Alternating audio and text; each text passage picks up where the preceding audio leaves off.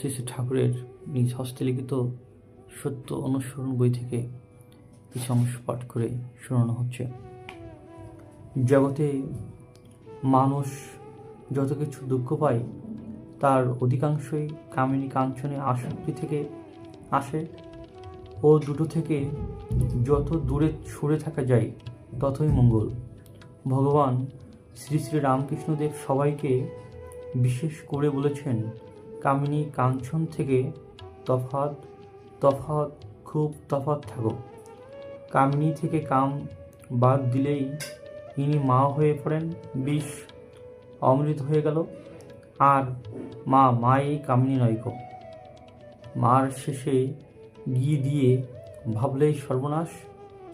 সাবধান, মাকে মাগি ভেবে মরো না। প্রত্যেক মাই জগজ্জননী, প্রত্যেক মেয়ে নিজের মায়ের বিভিন্ন রূপ, এমন তর ভাবতে হয়। মাতৃভাব হৃদয়ে প্রতিষ্ঠিত না হলে স্ত্রীলোককে ছুতে নেই। যত দূরে থাকা যায় ততই ভালো, এমনকি মুখ দর্শন না করা আরও ভালো। আমার কামক্রোধই গেল না বলে চিৎকার করলে কখনোই তারা যায় না। এমন কর্ম, এমন চিন্তা অভ্যাস করে নিতে হয় যাতে কামক্রোধীর গন্ধ নেই, মন যাতে ও সব ভুলে যায়।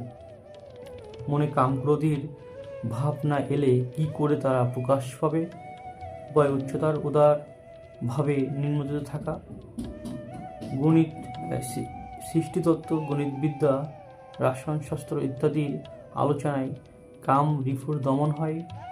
কামিনী কাঞ্চন সম্বন্ধীয় যে কোনো রকম আলোচনায় অতি আসক্তি এনে দিতে পারে ও সব আলোচনা থেকে যত দূরে থাকা যায় ততই ভালো।